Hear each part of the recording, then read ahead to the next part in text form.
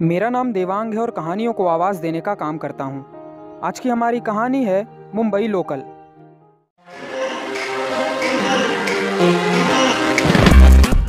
मुंबई की लाइफलाइन कही जाने वाली लोकल बिना रुके लगातार दिन में 21 घंटे दौड़ती है। रोज़ाना दिन के 24 घंटों में मुंबई की लोकल से लगभग लाखों लोग सफ़र करते हैं। जहां प्राइवेट रिक्शा टैक्सी का किराया 1000 रुपए तक चला जाता है और साथ में वक्त भी, वहीं मुंबई की लोकल में आप सिर्फ 15 से 20 रुपए में सफ़र कर सकते हैं वक्त बचा के। राहुल शर्मा झारखंड से मुंबई बैंक में नौकरी करने आए थे। मीरा रोड में उनके एक रिश्तेदार रहते हैं और कुछ दिन राहुल वहीं रहेंगे। राहुल शर्मा झारखंड में अपने गांव के सबसे गर्म मिजाज आदमी माने जाते हैं। पता नहीं कितने ही झगड़े कर बैठे हैं इन्होंने, इसीलिए इनके पिताजी ने परेशान होकर इनको मुंबई भेजा। राहुल के बड़े भाई ने इनकी नौकरी चरनी रोड में लगवा दी। 9 to 5 जॉब थी और लोकल से सफ़र करना था। राहुल ने आज से पहले कभी भी लोकल में सफ़र नहीं किया था, इसीलिए मुंबई के लोकल की हालात नहीं जानते थे। एक हफ्ते बाद ज्वाइनिंग थी और राहुल जी बड़े आराम से बैठे हुए थे।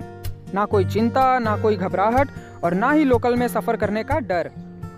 आखिरकार जॉब का पहला दिन आया। राहुल ठीक 7:30 बजे स्टेशन पहुंच गए, लेकिन वहां देखा तो क्या, काफ़ी भीड़ उमड़ी हुई थी। राहुल को लगा शायद वो थोड़ा और आगे जाएंगे तो भीड़ कम हो जाएगी, लेकिन जैसे जैसे वक्त निकल रहा था भीड़ बढ़ती जा रही थी।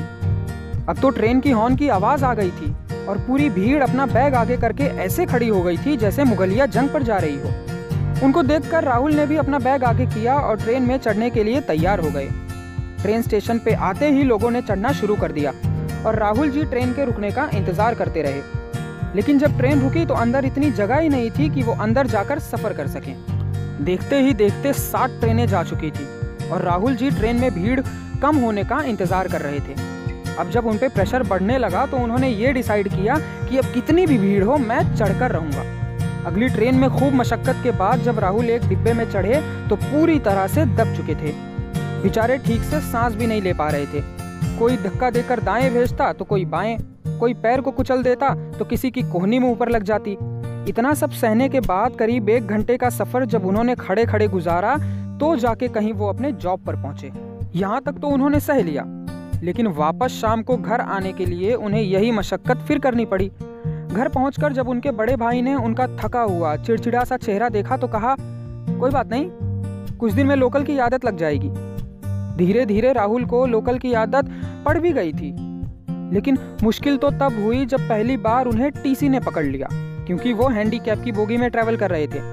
राहुल को ये नहीं पता था कि हैंडीकैप की बोगी में नॉर्मल इंसान नहीं ट्रैवल कर सकता, और ये भी नहीं पता था कि टीसी पकड़ ले तो निपटना कैसे है। 400 की फाइन देने के बाद राहुल जब छूट कर बाहर गए तो भाग भाग कर ऑफिस पहुंचे। राहुल को लोकल में सफ़र करते और जॉब करते 6 महीने हो गए थे।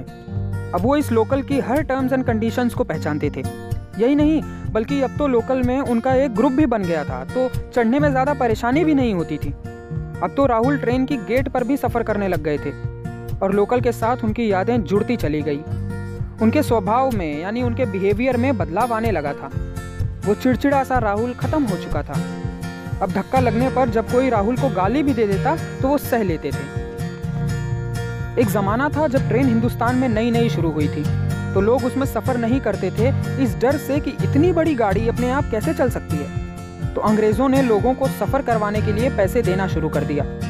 लेकिन जब सब कुछ सही हुआ, लोगों के मन से ये डर हट गया, तो अंग्रेज़ों ने सफ़र के लिए पैसे लेना शुरू कर दिया। और आज का दौर देखें तो अगर किसी को धक्का भी लग गया तो तुम्हारी माँ को नमस्कार और तुम्हारी बहन को नमस्कार कर देते हैं। लेकिन बिना लोकल के मुंबई का वजूद अधूरा है। बिना पहिए की साइकिल जैसी लगती है, बिना चांद सा आसमान लगता है। सो गाइस, होप आपको ये वीडियो बहुत पसंद आई होगी, और वीडियो पसंद आई तो लाइक शेयर सब्सक्राइब ज़रूर करना। Thanks for watching. Thank you.